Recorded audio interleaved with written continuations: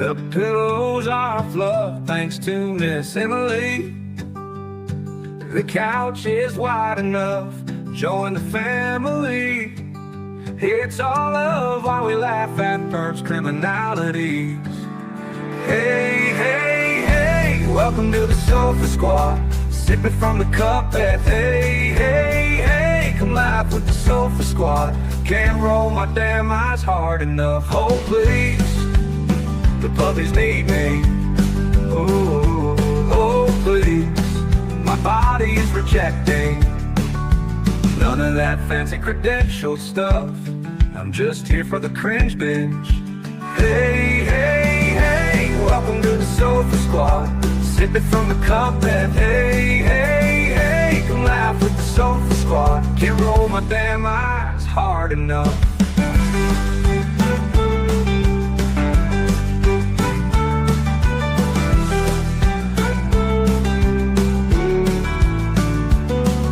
Oh please, the puppies need me. Oh please, my body is rejecting none of that fancy credentialed stuff. I'm just here for the cringe binge. Hey, hey, hey, welcome to the Sofa Squad. Sipping from the cup that hey, hey, hey, come laugh with the Sofa Squad. Can't roll my damn eyes hard enough.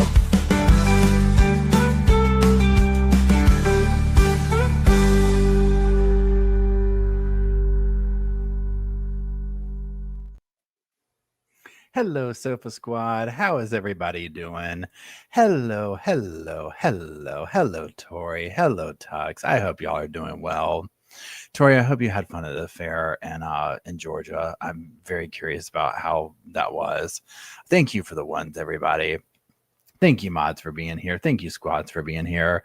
Backwards Pigeon, how are you? I love seeing your name. Leslie, Crystal, Sandy, Shayna, Donna, Crystal, Diva, the Monkey Puzzle. I hope everyone's doing well.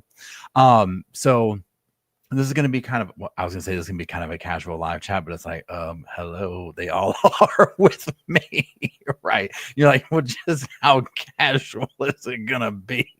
Because that's the expectation to start. I mean, what are we talking? We're getting in our jammies. Like, what are we doing here?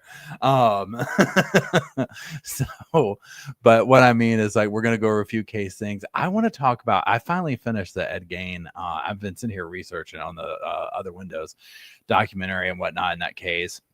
And just some updates like what we're going to be doing this week, that kind of a thing, and touch base and whatnot.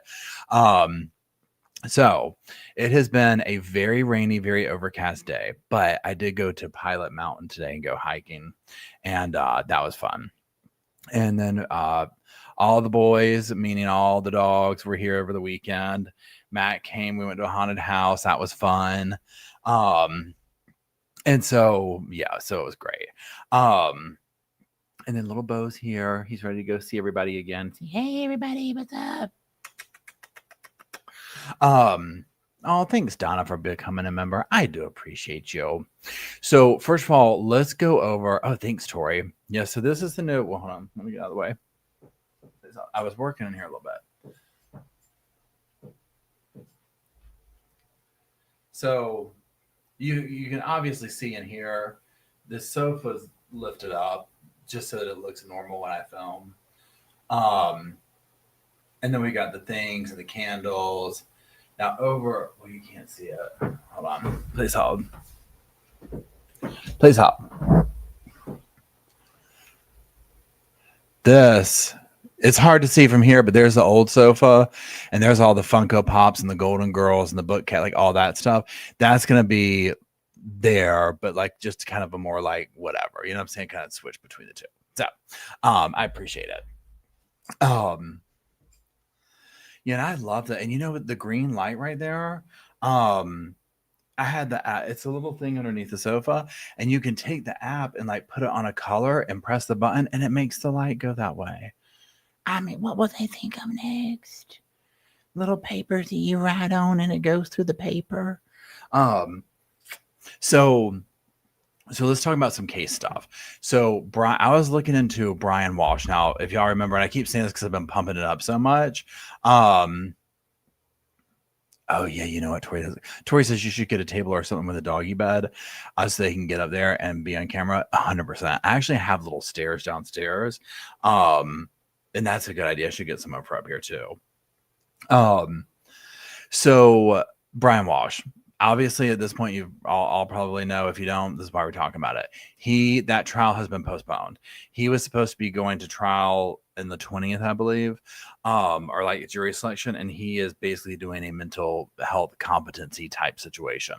Now, what I saw today is that the hearing is the 27th, so he was ordered to do a 20-day thing. So this is my question. I'm curious if any of y'all have seen this from other channels. So, hey, bandits. Hey, Jackie. If y'all have seen this from other channels, I'm like, okay, 20 days on October 27th. Is it possible that we could still see the trial this year? Because here's my question. Say he comes back. Now, again, Now, again, am I a doctor? Am I no, right? So I'm viewing it from like I want to see the trial. But from my little sofa perspective, I'm like, well, what would happen if he came back and they're like, yeah, he's good to go on the 27th? They were already ready to go, right? As far as I know. So it's almost like, okay, well, let's knock this out in November. You know what I mean? I guess it depends on what's going on in the court. However, in my mind, I'm like, it's probably not going to happen until next year. So there's that. Now, also, so this is the fear I had today, right? Y'all know Courtney Clenny is supposed to go on trial in December. Now, I've already saying this. I do not think it will happen for the only reason. Wait, February. Donna says February is when his trial starts. Okay, so Donna, is that what it's been reset to? So hold on, let me ask you this. So they've reset it to February, but October 27th is just like the let's touch base on the competency, but now it's February. Y'all, if they do it the same time as Corey Richens, I will come unglued. You know what I'm saying? Can you imagine? Because this is my fear today. I was like, what if they're like, okay, wait, hold on. He got sandwiched and delayed. He didn't have to go now to get evaluated because Joe just been, yeah, right. I agree, Leslie. He's like completely trying to push things off. Hey, Mayla, we're talking about Brian Walshe. Hey, Orange. So, hey, Kim. Pardon me.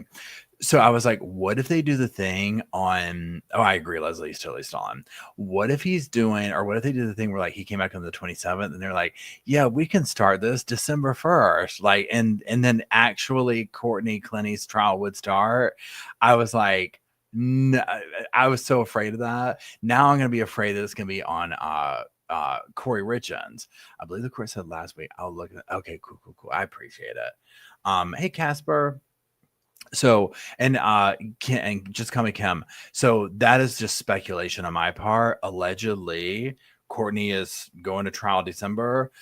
My whole thing is at this point, all of these mega trials this year have been put off. Thanks, Orange. And so I'm at this point just like, how do you say it? Like, if I take ownership of the disappointment, I won't be disappointed. You see what I'm saying? So I'm like, it's not going to happen. It's what's that sour grapes theory or whatever? Like, I didn't want those grapes anyways. You know what I'm in the sour grape zone. So in my mind, I'm just like, but also this is my thought process. I'm like, it's going on for so long. December 1st is usually like we're dialing it. Like, think about like it's like the holiday courts are closed and people are going places. So that's where I'm just like, is this really going to happen? Or are they going to push it off? Heaven forbid we have 3 mega trials all go on in February. I don't know what we'll do. I know I am anxiously awaiting Courtney. I pray it goes, right? Because here's the thing. So let's talk about her for a second. I know I didn't put her picture up there, but let's talk about it. So here's my thing. Again, let's talk about that too real quick. Sorry, I'm reading comments and not responding. So good evening, waiting patiently for sentencing tomorrow. Yes. So tomorrow we're streaming. We'll be in here like 2:45. And then, hey, Lauren. Oh, it's so good to see you, Lauren. Everyone send Lauren good vibes. She's been going through a bunch of stuff, y'all. Lauren, I hope everything's going well. I hope you're feeling good. I hope all the good things are going on for you. Happy early birthday, Beach Kid. So Donna Adelson's tomorrow, her sentencing. 100% streaming it. We'll start at 2:45. I think that's what I set it up for.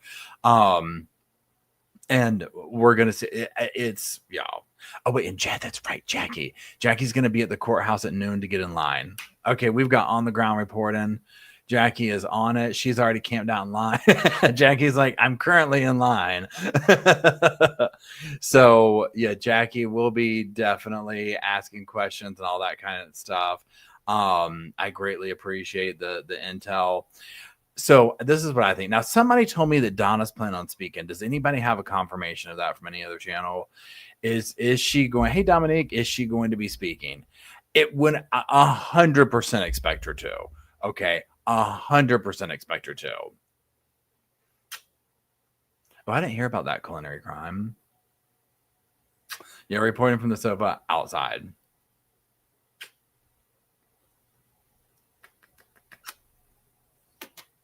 Okay, let me quit kissing. I'm sorry. So we'll have to see. I'm expecting drama from Donna, but yeah. A message from Wendy. Oh my god. Wendy's gonna be able to lock her up. Wendy's gonna be able to lock her up. She's guilty. I need to protect my children from her. I can already say, y'all. So yeah, tomorrow's gonna be dramatic, right? I mean, let's just call it what it is. Go on, speak.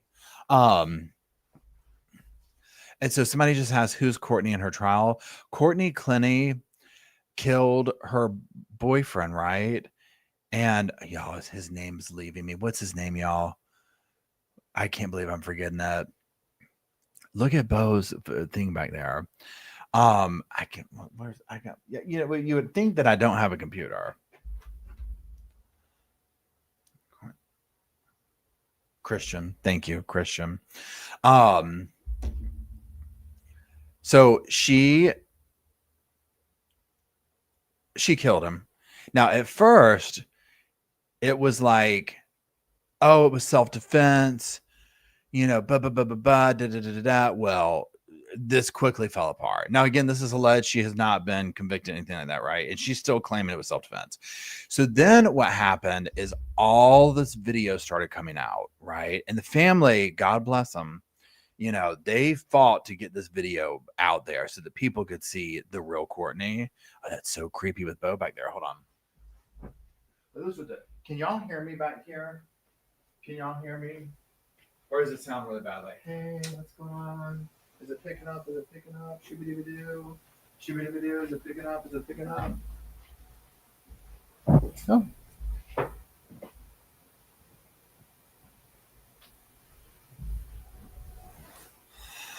Echoey. Okay.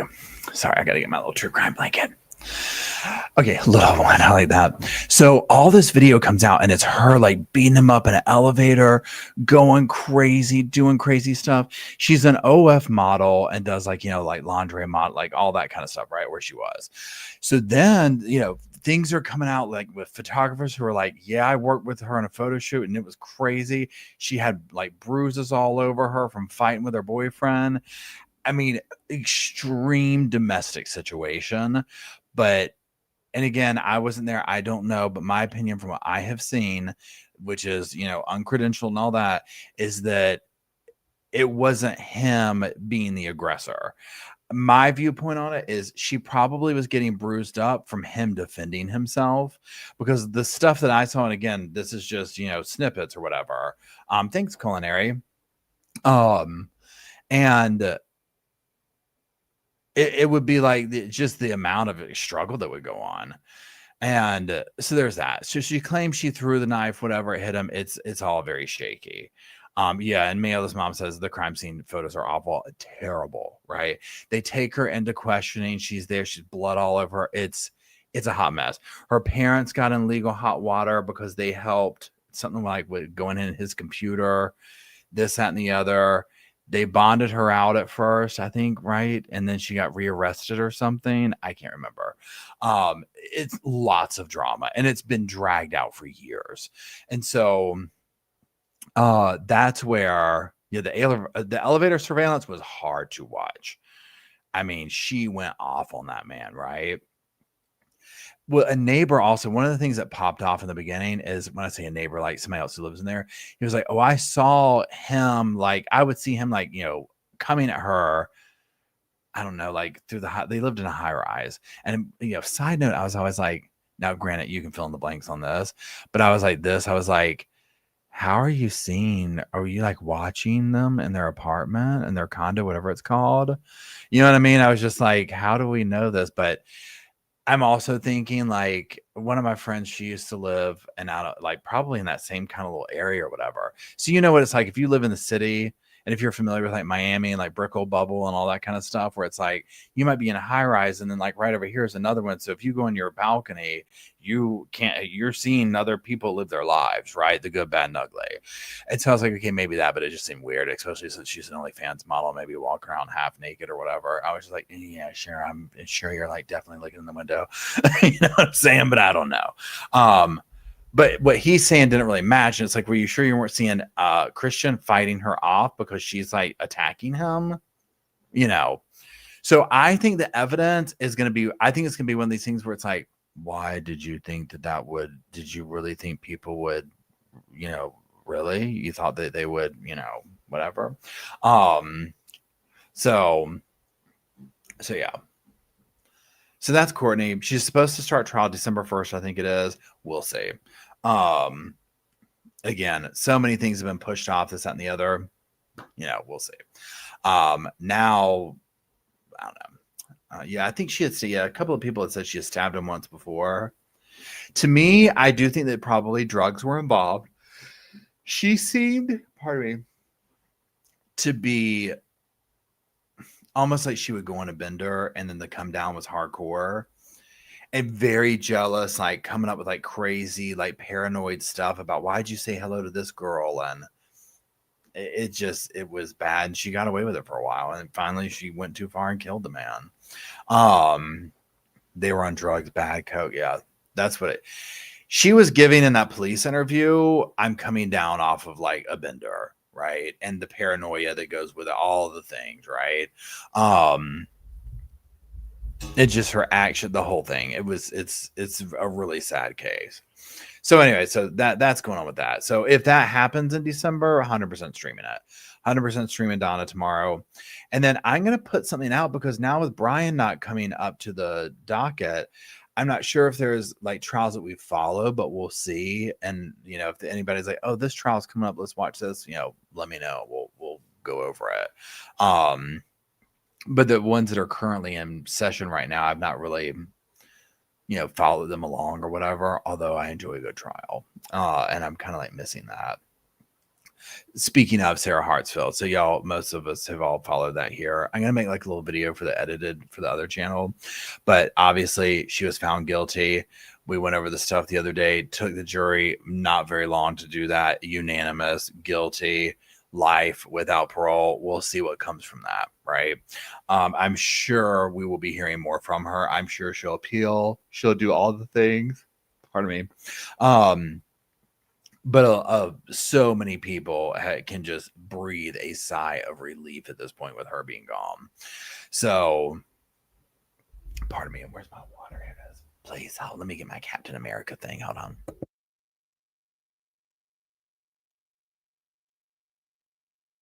Yeah, Leslie says there's so much body cam footage and video on her. So I don't know how she's even considering the case. I mean, that's my thing too. And I'm sure she was probably at one point hoping to not have that admitted. But once you bring that in, and even if it's like, well, the context or whatever, I mean, this is true. We need to know what happened before, what happened after. But there's so many instances and eyewitnesses to the abuse. Because remember that one dude, and I don't and have the I'm gonna have to go back even my own videos and look. Remember the dude who was a photographer who flew them somewhere, and it was like maybe it was Vegas, and there's video of her fighting Christian like at the photo shoot, and it was like a whole thing. And that's the one where she had like band-aids on her, bruises, this and that. And I'm like, oh, this girl's like beating herself up, meaning like, because when you see what she's doing with him and him having to grab her and try and control her and stuff, because something like she thought he talked to some ladies. It was something, whatever. Something ridiculous. And I don't know. So, oh, thank you, Veronica. Or thank you. I'm not Veronica. Psst, psst, it's not Veronica. Yeah, very Fatal Attraction, right? So we'll see, right? I mean, who knows? So there's that. There's Sarah Hartsfield. Then Donna's tomorrow. Okay, so hey Jennifer, pardon me. Let's talk about monsters for a second. And Ed Gein, sorry. Okay, so I'm not going to spoiler alert it or go into crazy stuff here, but and I figure what we could do too is I can do a separate live chat if people wanted to. I've heard that Donna's going to speak Brady, but I don't know. So let's do a show of hands. Pardon me. Let's do a show of hands. Drop a number 1 if you have seen Monsters, Ed Gein. Number 2 if you have not. Hey Robert, how's it going? So number 1 if you've seen it. Number 2 if you have not. So, oh Lauren, thank you for 19 months. That's wild. Thank you so much, Lauren, for all you do and for being here that long. So a lot of people haven't seen it. Okay. Oh, I love your name, Blush Rose Witch. Okay, a lot of people haven't seen it. Okay.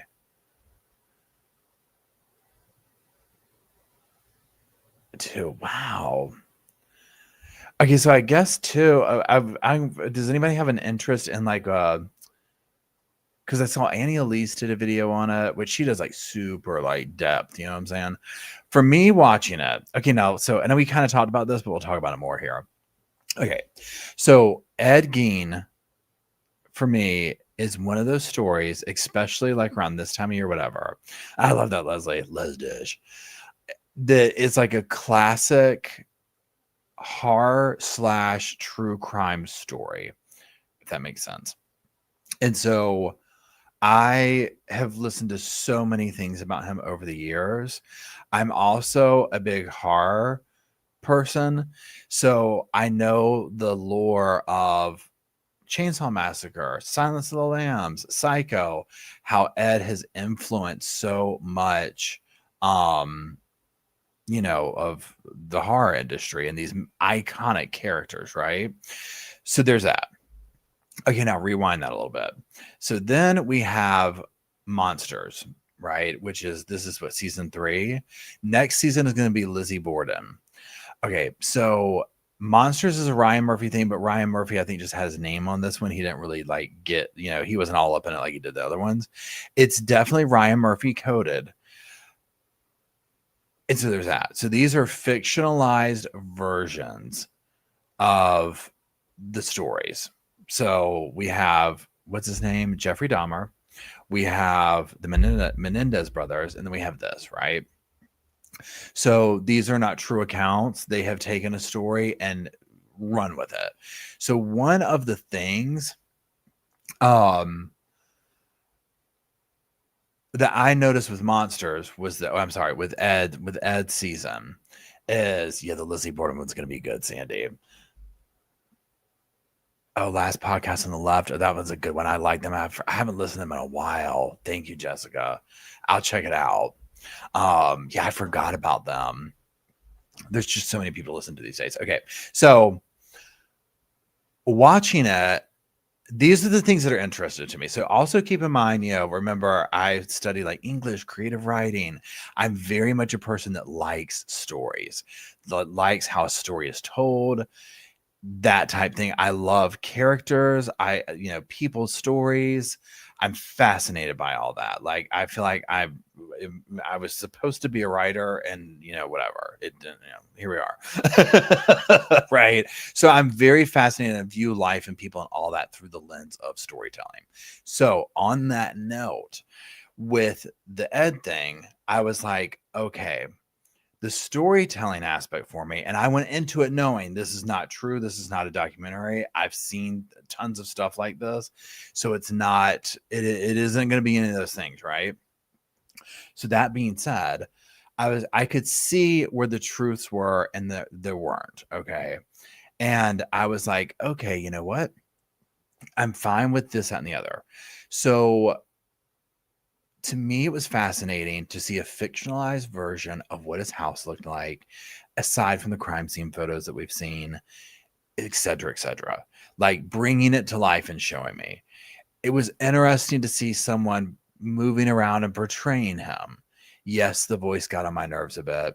I'm old, and so hearing can be a little bit, the octave that the actor was using messed with my hearing. And I mean, if you're my age, older or younger, whatever, you have a hearing, whatever, you'll get what I'm saying or whatever. Thank you, Barb.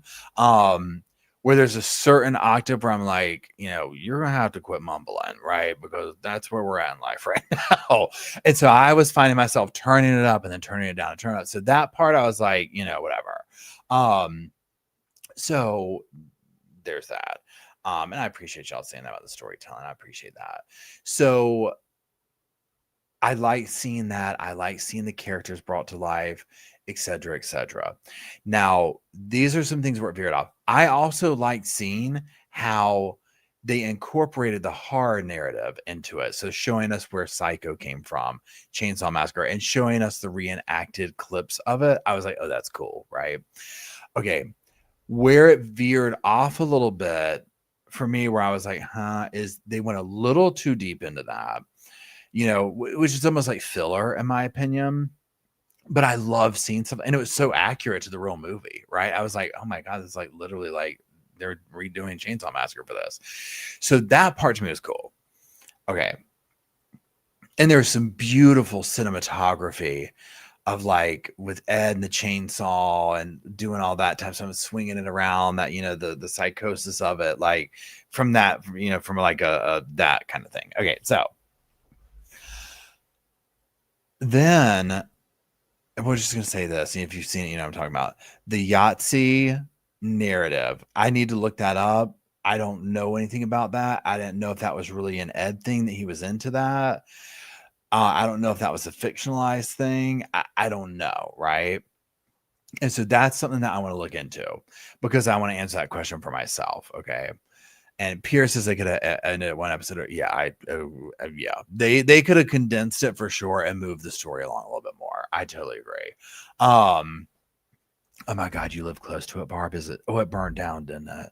Did it really burn down? See, these are all the questions I have. There's so many questions I have. I'm just like, how would I even make a video to go through them all? I need to pick out like the top 10. So that whole narrative that went down that rabbit, I was like, okay, this is really, you know, a lot. Clearly, so Ed did not kill as many people in real life as they, you know, depicted him to do. Did I feel like, and I'm not going to say what took place, the exact things, in case people watch it. Do I feel like they needed to put that dynamic into it? No. Do I understand that it was like a fictionalized version? Whatever. Yes. To me, Ed and his natural story is so horrifying and so creepy and so scary. You almost don't need to go over the top with the things that they did, right? But it wasn't like it destroyed it for me or anything like that. I was just like, again, almost less is more, right?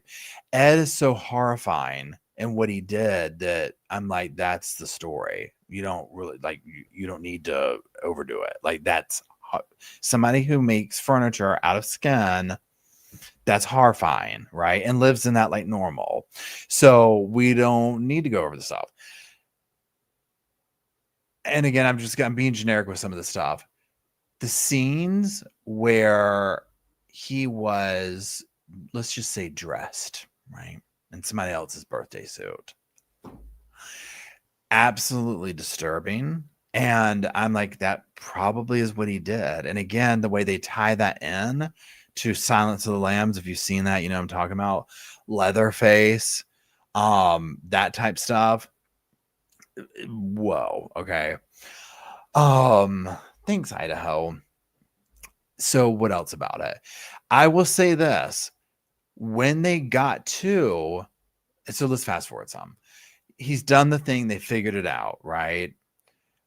And the way that they kind of over, you know, and I'm like, was the cop really the ladies, the hardware store owner's son? Did that really go down that way? Because I remember how that happened. I mean, I don't remember, like, you know what I'm saying, but like just from the stuff I've watched or whatever, of the people he really did kill and how he did and how he got caught and, you know, the whole thing unfolding.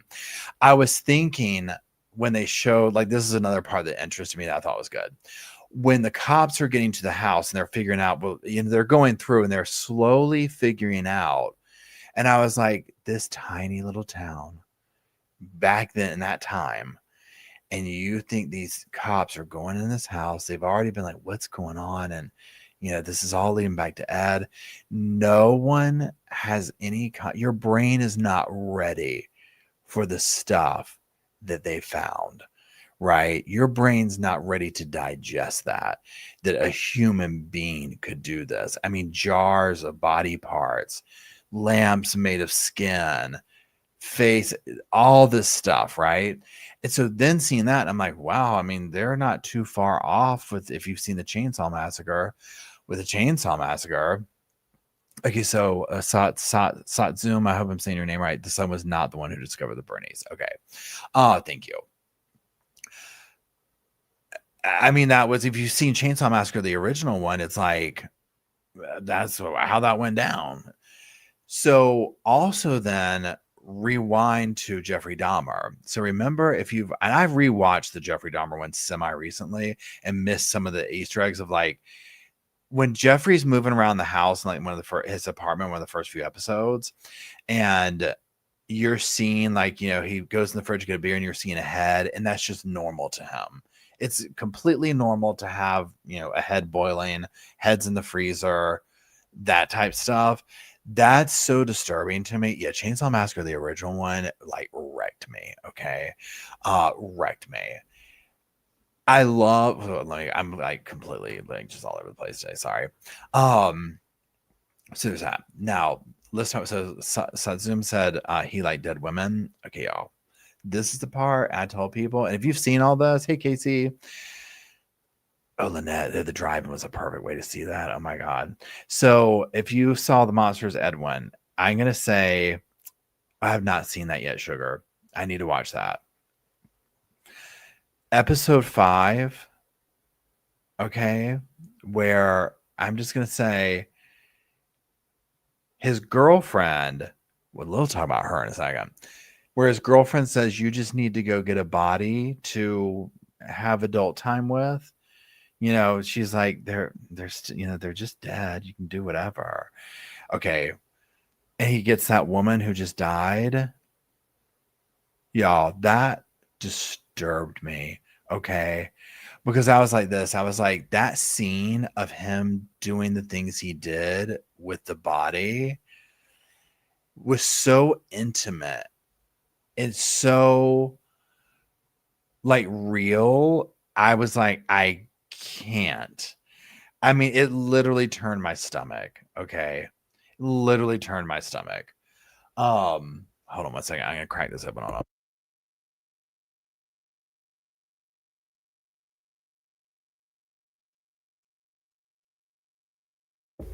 Yeah, and Dominique brings up a good point. He wasn't a serial killer. He mostly went to the graveyard and dug them up and took them and got bits he wanted and then buried them again. That's like at the heart of it, right?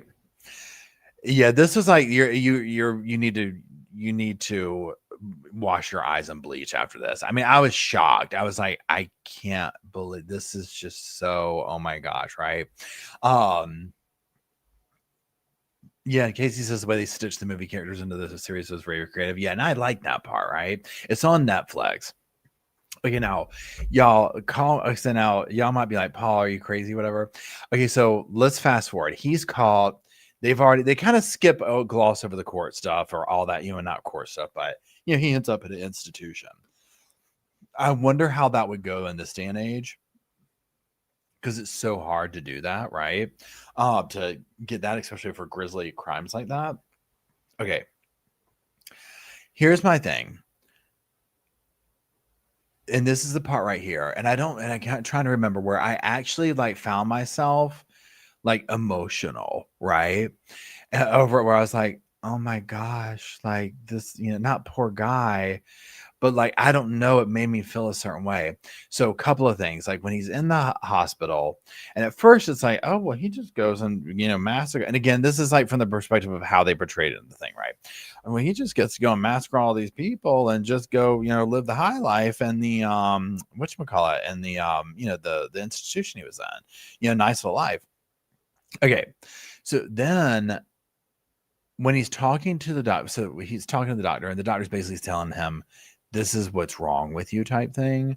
Okay. And so basically Ed, and I don't know if this part's real or not, it can't be.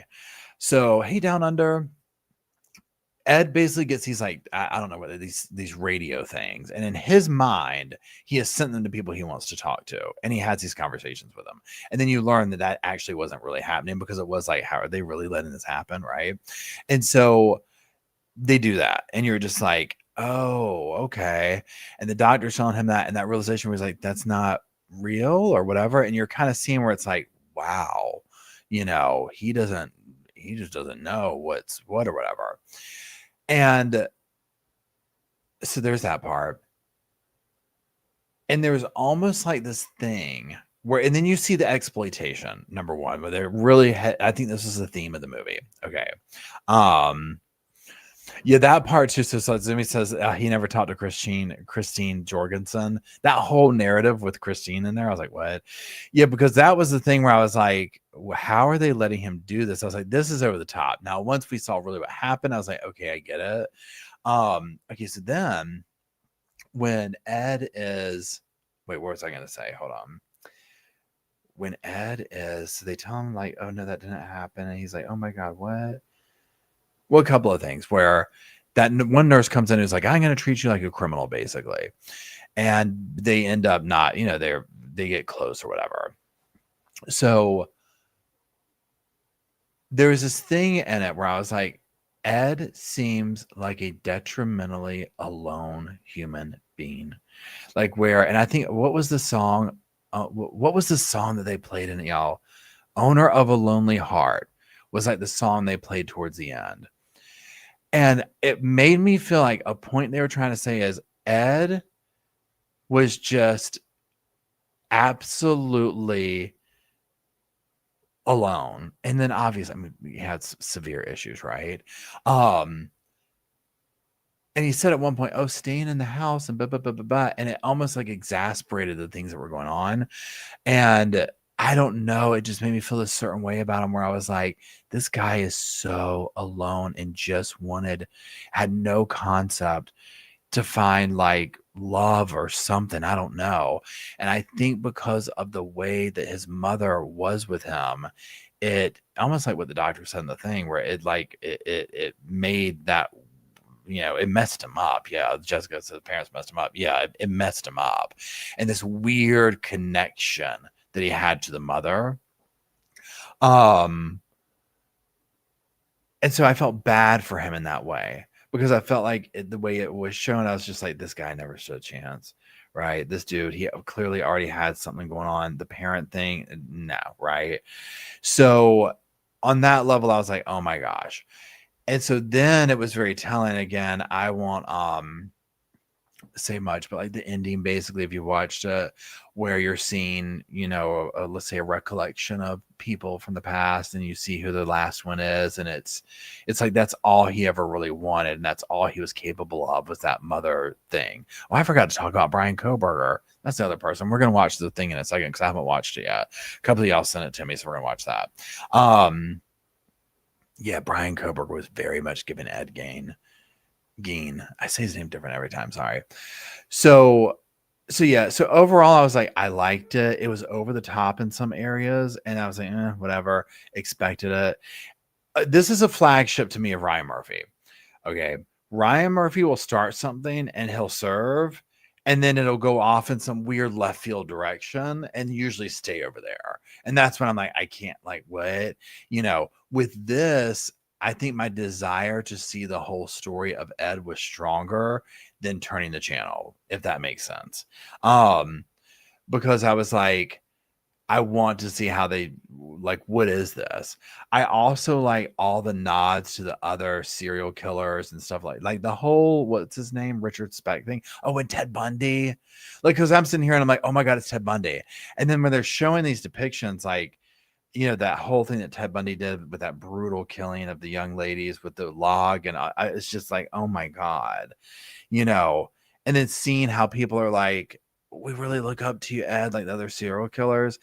I mean, that was the thing where I was like, yeah, this dude has no idea the influence he had on, horror culture.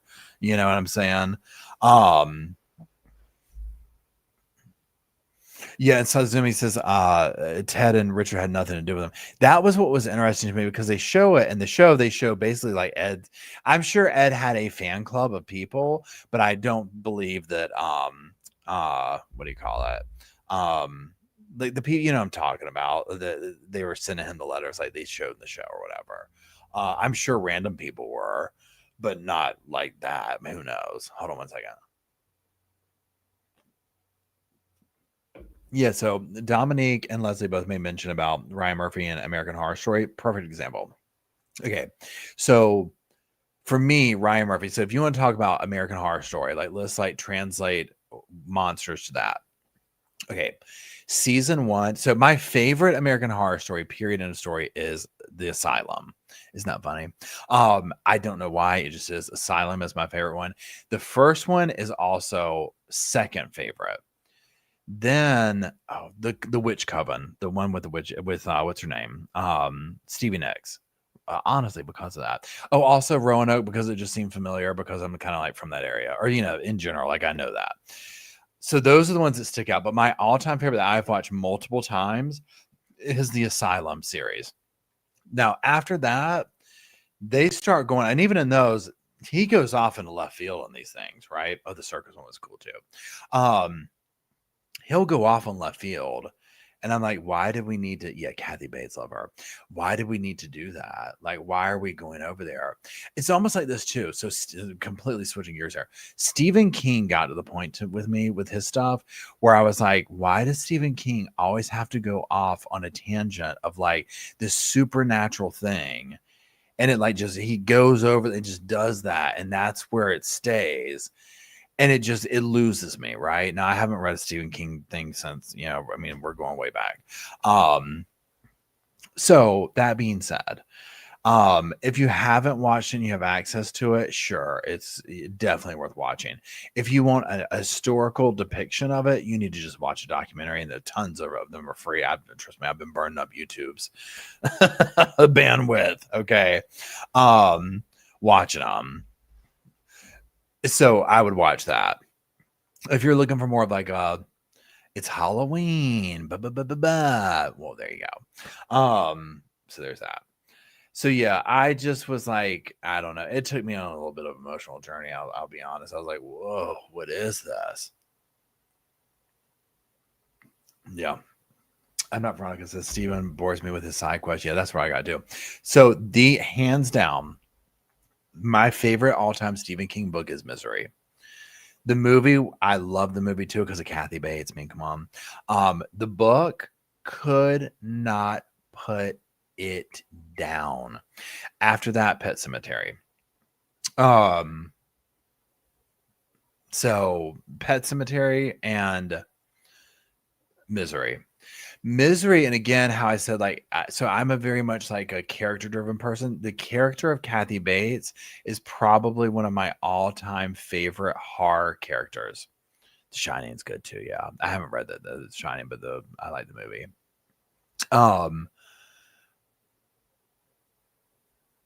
Oh wait, Miela's mom. Are you keeping an eye on the news? Possible serial killer? No, who are you talking about?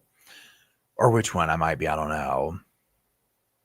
So Jinja, I hope that's how I say your name. We kind of just finished talking about Monster. Now we've switched over to Stephen King. Oh my gosh, yes. Can we talk about Zelda and Pet Sematary, the original? Y'all. Please. Oh, and Houston. Yes. I was just reading a thing on that. I don't know enough about it to talk about it, but I've been like looking at articles and stuff on it. Zelda and Pet Sematary, nightmare fuel. Okay, in the movie where she's like, hello. Oh my gosh. That disturbed me. But also the way that the story was told about her, like it was my sister, and I felt bad. I was like, oh my gosh. I didn't see Sal.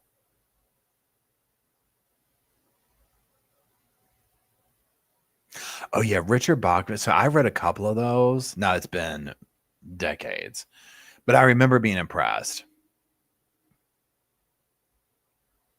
Hey Judd, Judd says I think that Ed was only because what he wanted was so wrong. Yeah, one thing that struck me, and this is something I would love to know about Ed, is because like in the show he's depicted as being like, well, I know I was digging up the people in the grave, but I don't think I did those murders. Like I don't think I did that.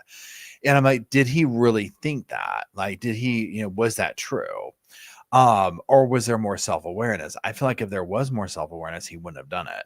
To me, if you were to ask me of the horror characters, which one, and I know each one represents differently, which one I would say from my perspective, my limited perspective of what I know of Ed, just obviously, through watching documentaries and whatnot, I would say Anthony Perkins in Psycho, Norman Bates, strikes me as the closer thing that I perceive him being.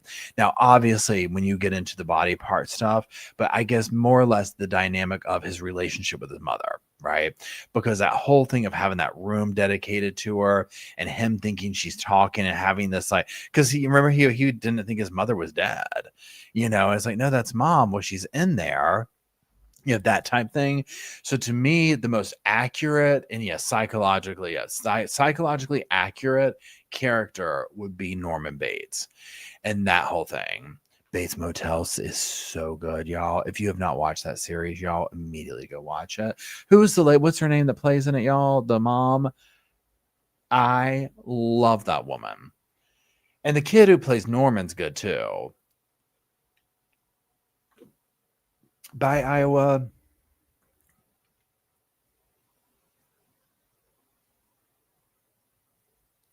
Yeah, I love Stephen King. The characters that he makes are so real.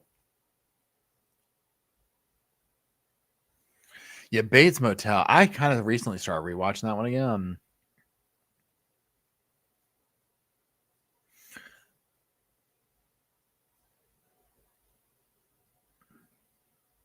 Oh yeah, Buffalo Bill's actor. Oh my god. That was puts the lotion on its skin or it gets the hose again. That movie just okay, now you want to talk about another character of a movie that I will watch over and over because the characters are so good. Silence of the Lambs. Jodie Foster, Anthony Perkins, those characters are, and the actors and actresses that brought them to life are pure genius. Okay, yes, let's watch. So there's some new Brian Koberger video out of him going to Home Depot or something, and I want to watch it. A couple of people sent it to me, and I was like, I'm gonna wait to watch it with y'all. So let's see what he's doing. It could be nothing. It could be something. Oh no! Oh God! Shibba-dibba-doo.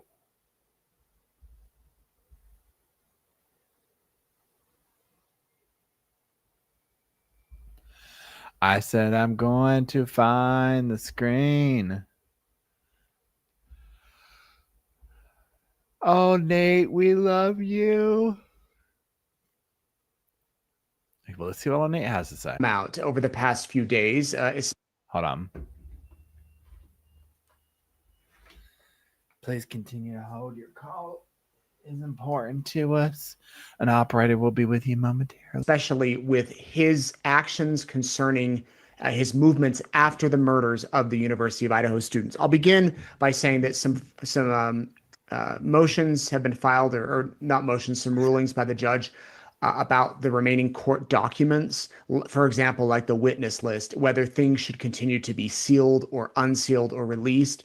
And Judge Hippler has ruled on a number of those outstanding items. For instance, like the witness list, he says, we're going to keep that sealed because that wouldn't have become public anyway, and it's an unwarranted invasion of privacy. So there's still some documents they're dealing with had this gone to trial, which if you think about it, if this was in trial, I'd be coming to you tonight talking about who testified today in court. We'd still be in trial, and this would have started the end of August. Instead, we know he took the plea agreement. He'll serve life in prison, cannot be up for parole, and it is what it is. So the judge is dealing with records and whatnot. As this is happening, we're getting new video that we haven't seen before of Brian Koberger right after the murders, Fox News obtained this video. You can see it here about what Bryan Kohberger did in the hours after the murders. First of all, he went to Costco. This is him going to Costco and getting turned away because he didn't have a membership card, apparently. He didn't have a membership card. He tries to get into the store, can't get in, doesn't have the card. You know, they're particular about that.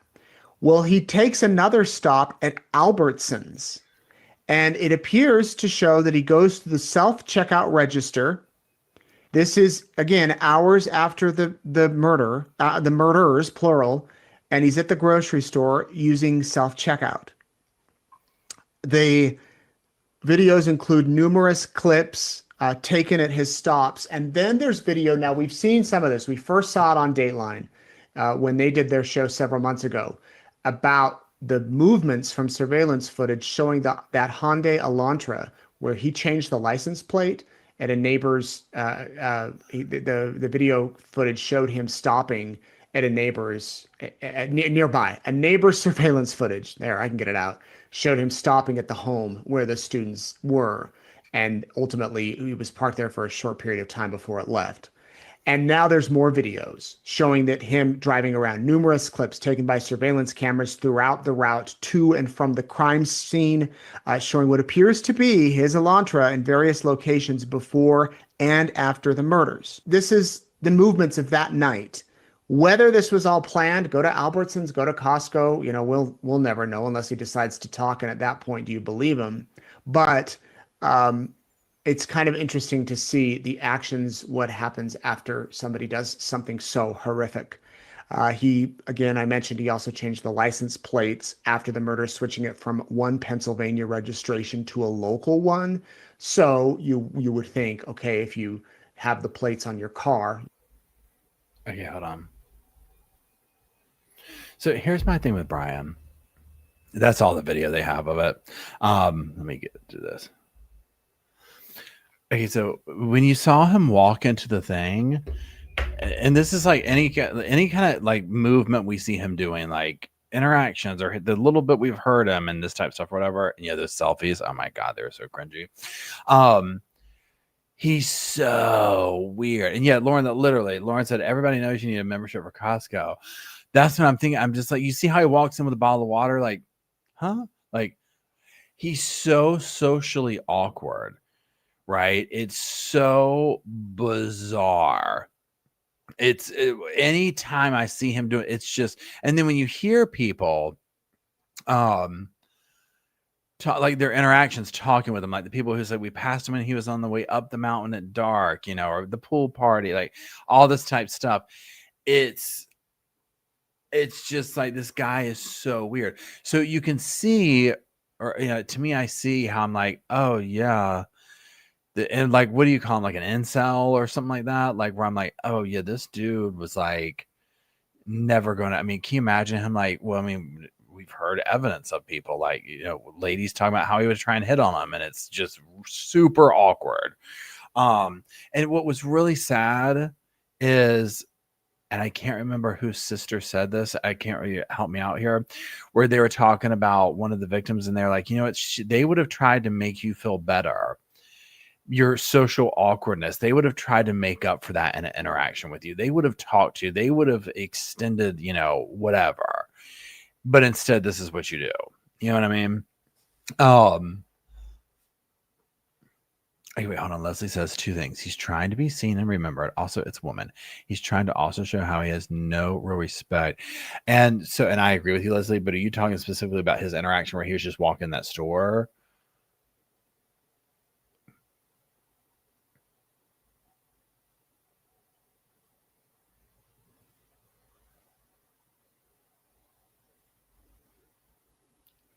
Kaylee and Maddie, thank you. Excuse me. Yeah, like remember the interaction where he got stopped? If you remember, he has an alibi. Oh yeah, that too. Remember when he got stopped by the cop? Well, first of all, like who who gets stopped by cops as much as he does, right? It's so weird. So remember when he got stopped by the one cop and she was saying that and I can't remember if he like, whatever the interaction was, he's like, well, let me ask you this. Like, I'm not trying to be confrontational, but I just moved here out of state. So if I stop on the line, it was something like he went in the crosswalk. I can't remember what it was, but you saw that interaction. And I mean, that was him, one would think, trying to keep it all together and be professional and nice. You're talking to this cop, right? But then you heard students complaining about how what a nasty part, like he was mean, especially to the women. Hold on. I really do think that Brian wanted, like, I think Brian probably wanted to be a Ted Bundy, but he was like Timu Ted Bundy. Because it's just the thing for someone who is allegedly is intelligent. And I forget who it was in the most recent that was talking about that knew him, some interview. And they were like, oh no, he's like really like he's very intelligent. But I mean, you can be intelligent and also leave stuff behind. Right. That's what's so bizarre about it. Yeah. He just kind of dawdles. Yeah, Dominique says he gets stopped by cops because he doesn't obey the law while driving. Right? Literally. Like he just dawdles through life like, oh, you can't come in the store? Well, why not? Okay, well, I'm gonna go here. Like just this no situational awareness. Literally. Oh, Sandy says, and he met the girl on Tinder who faked vomiting to get rid of him. Oh my, can you imagine? Imagine going on a date. But see, I'm sitting here thinking, I'm like, I would think that you would smell or sniff out the weirdness on him. Like, so pretend like you're like talking to him online, like a Tinder thing or whatever. And you're talking, texting, he might be able to hold that. But then if you're like, well, look, I need to do like a video chat or like something, right? Like we need to have an interaction before I meet you. Okay. I mean, can you imagine how weird he would be doing a video chat? Super cringy. Hold on. Sorry, I keep muting y'all when I take a drink. Oh,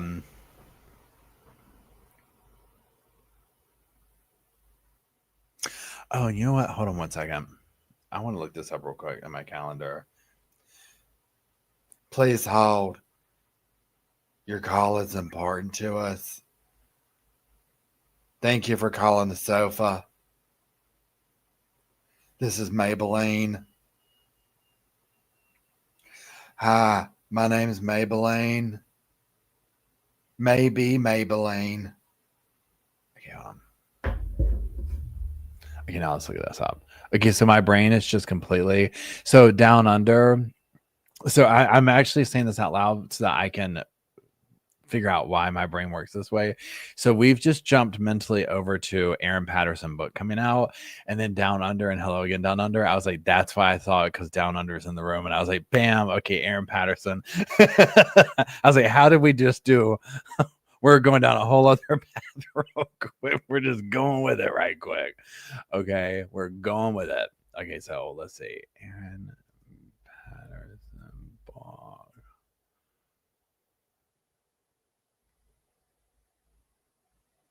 Okay. Aaron Pat. Wait, hold on. I see that. Yes, thank you.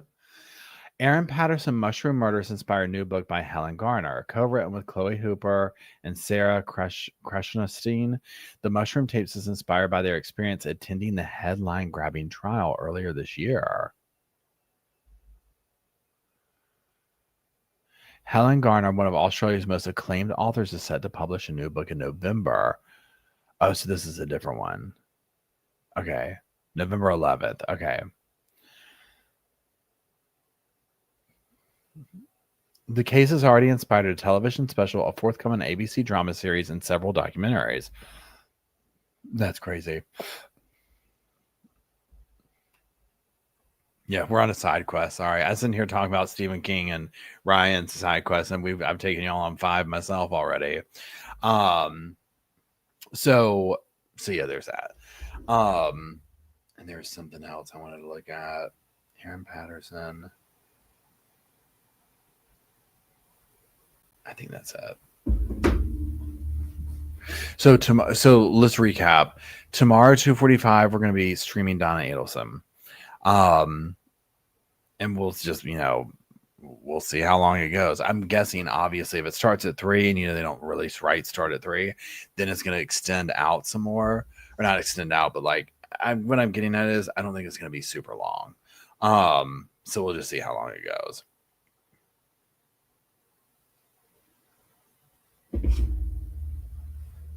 Yeah, Leslie says, what noise do you think she'll make this time? That's a very good question. Very good question. The other thing I was going to say, that's what it was. So I started... Wait, Sandy says, Paul, have you seen Mike King's videos on Chad's letters from prison? No, I have not. Hold on, let me look that up. Is Mike King one of the body language people or something? Is that who you're talking about?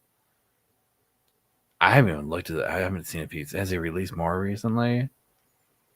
Okay, Mike King. Profiling Evil. Okay, got it.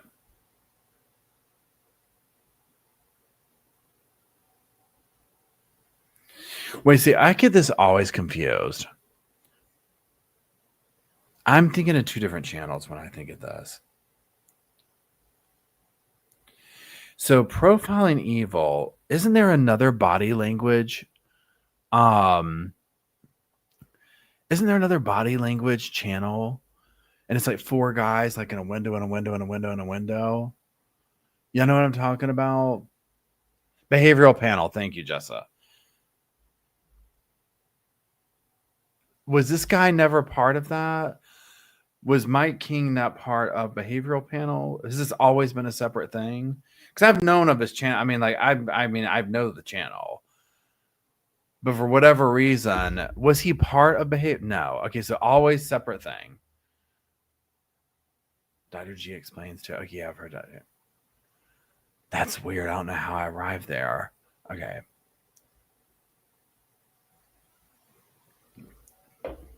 Ouch. I'm beating myself up. Okay, well, now let's go look over at behavior. First thing.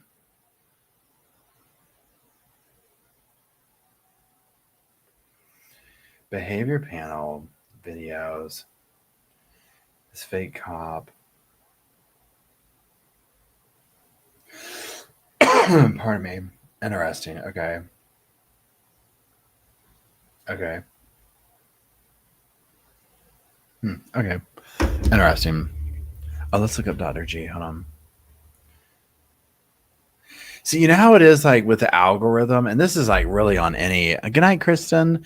This is like on any platform, really. But like, you know how the algorithm will,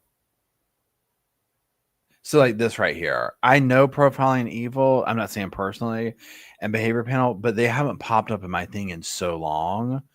And maybe because I haven't interacted with their channel, like liked it, or, you know what I'm saying, like that kind of a thing.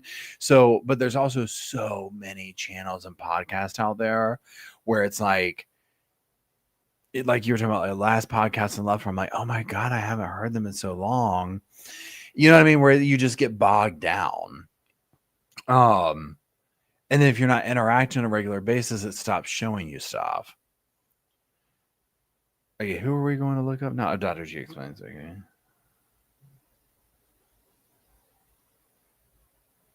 Okay, yeah, Dr. G.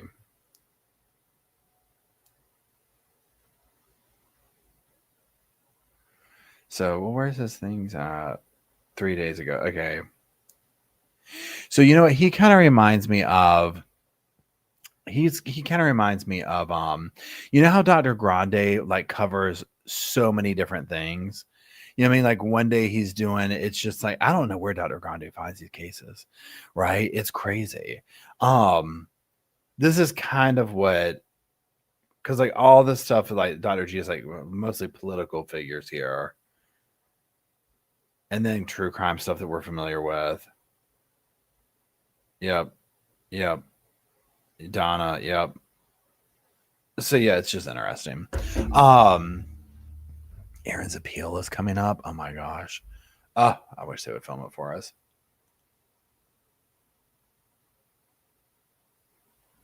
So one thing that I'm listening to, so you know what let's do? You know what let's do? Y'all. Okay. So I'm reading, and I think I did a video about this earlier. Oh, thanks, Peachy. So Russell Williams interrogation. If you haven't watched it, I implore you, go YouTube it, watch the whole thing. So I'm chopping it up to do kind of like a record for the other channel, a video on it. So I was looking at the clips today, and like, so if you're familiar with this or whatever, then you'll know what I'm talking about here. So Russell Williams wasn't a Canadian, and he was in the armed forces. I'm not sure the proper name in Canada for it, military or whatever. And he killed women, AR'd women, done really, really horrible things. And that was like a very historic interview. The guy who interviewed him is like, you know, the real deal, right? Okay, so I was rewatching it today to get the clips that I want to talk about. Okay, so when they get to the part, when the interviewer gets to the part where he's painted Russell into a corner, right? And he's like, so there's no reason, I just want to make sure, you know, there's no reason that your fingerprints would be here, your tire tracks would be here, you're this or that, or blah, blah, blah, blah, blah. And then he's like, comes out, he's like, okay, well, here's the thing. So we match the tire track and your shoe. And when basically the interview, he's so good at how he does it. And he's just like, kaboom, here's all this information. And he's like, Russell, I love this line. It gives me goosebumps. Where he's like, Russell, this is getting out of control really fast. How are you going to take control of this? I mean, it gives me goosebumps. And watching Russell, and when he's like, well, here's the thing, we have this right now, what's going on at your house, so your wife knows about this, and then here's this search warrant, here's this search warrant. You and I both know they're going to come back and find evidence that links you to Jessica. And you're seeing Russell like go, you can all hear his mind working of like, you know, oh my, what do I'm caught, right? And his life is collapsing mentally. And when the guy's like, I know right now you're having racing thoughts. Yeah, it is one of the best interrogations I have ever seen. Oh yeah. Justice says, you know who did another one was the guys who interviewed Stephanie Lazarus. Yes. That one. Okay. So Russell's haunts me in a scary way. Stephanie's, not that she's not scary too, but Stephanie's has the comedic gold level to it because of the, gee, I don't know. Let me check my pictures. Oh, God, geez, guys. Yeah, but also when you start seeing that in her body physically, right, where she's belching and like all of the things where it's like, oh, this Miss Thing, she lived her whole life. She started a new life. She got married. She did her thing, whatever. And Sherry has spoken from the grave, and she is finally getting justice. Or what's the victim's name in that one, y'all? Or it's Sherry, right? I get them mixed up because they're S's. Yeah, Leslie says Lazarus is comical. Russell is a silent psycho, 100%. Yeah, she tried to talk her way out of it. Yeah, Donna says that Russell's interrogation is recognized as the best of its kind. I mean, that guy, the interviewer in there, the interrogator, whatever, he was so good. The way he just absolutely painted Russell. And Russell, what was so interesting too about it was seeing how Russell did. I mean, of course he's going to lie, right? I mean, he doesn't want to go to prison or, you know, whatever happens, you know, death chair, whatever. He doesn't want to do any of that. So of course he's going to lie.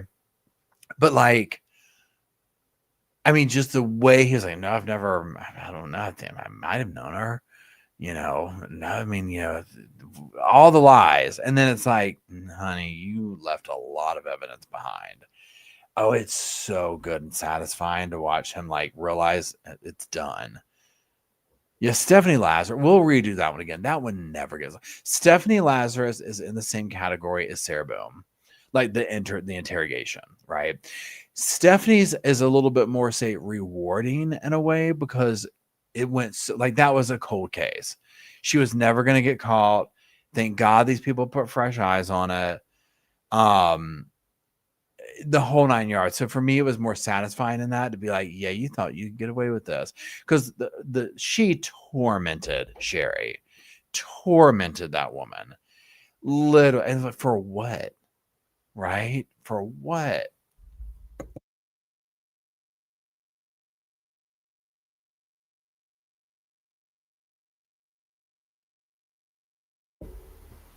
Yeah, Donna says Russell recognized the skill of the interrogator. He knew it was his match. Literally, that interrogator was so good. He left him no room. No room. Oh, I know. Leslie says, I wish there was footage on the first interviews with Susan Smith. I mean, for real. That one right there. Yeah, Justice says the fact that it all blindsided Stephanie was golden. I know they did so good, and like walking her through it. And be like, yeah, could you come help us? And, geez, guys, I don't know. And then she was getting mad. And she was like, when she got arrested, because think about it, she's cocky. You know what I'm saying? She's lived her whole life. Yeah, she's like, I don't even know who this person is. Who? I kind of know her. Please. You know. And that's the thing, too. You got to think with Stephanie. Sandy says it's frightening when people in power, cops are killers, that whole thing. Yeah, when it turns out that way. Think about what Stephanie would have been like as a cop with a gun. I mean, obviously we see, right? She killed somebody. But like, think of the little nuanced things she probably did along the way, victimizing people, where she wasn't killing them, but like, you know, just being a terrible person.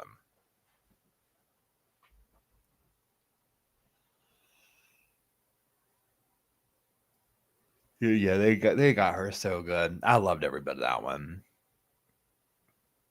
Yeah, the Susan Smith thing, and she's just. But and also, so I forget how long ago when we watched her, what do you call it, parole. Now that was good, A, because they didn't let her out, obviously, but B, the turnout that came out, and what was so heartbreaking. I'm sorry, I'm jumping around. And now we're on this subject of Susan Smith's parole. The amount of family that came out, and when you heard decades later the carnage that this woman caused to generations, like generational carnage and strife, whatever. Oh my God. And I was like, thank God they denied that. Just says Israel Keys is my boogeyman. Legit. Okay. Oh my God. He is, to me, probably the closest thing to Michael Myers. Modern day, right? Like, how did you get away with that? He was so scary.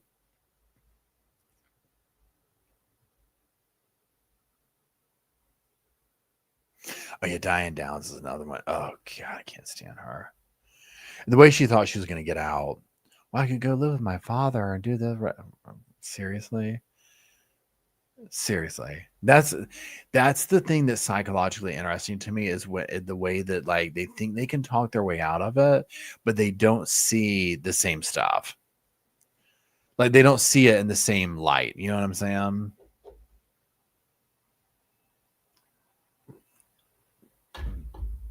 Okay. It is time for me to runneth and go to bedeth. I am exhausted. So, y'all, thank you for hanging out. Mods, thank you for being here. Lauren, I hope all is well. Tux, I hope all is well. Tori, I hope all is well. Everybody, sleep well, sleep tight. We are going to be here around 2:30, 2:45 tomorrow for the Donna Adelson sentencing. So be prepared, because we shall be here. Oh, I didn't see that, Sandy. That's amazing. We will close out with Slow Morrison's Ode to the Sofa. So that's it. I appreciate y'all. Thank you for being here. I love you. Have a good evening. I will see y'all tomorrow in the mid-afternoon. Good night.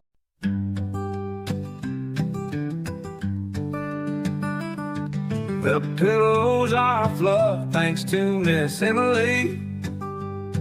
The couch is wide enough. Join the family. It's all love while we laugh at Bert's criminalities. Hey, hey, hey, welcome to the Sofa Squad. Sipping from the cup at hey, hey, hey, come laugh with the Sofa Squad. Can't roll my damn eyes hard enough. Oh please, the puppies need me. Oh, oh please, my body is rejecting none of that fancy credential stuff. I'm just here for the cringe binge. Hey, hey, hey, welcome to the Sofa Squad. Sipping from the cup and hey, hey, hey, come laugh with the Sofa Squad. Can't roll my damn eyes hard enough.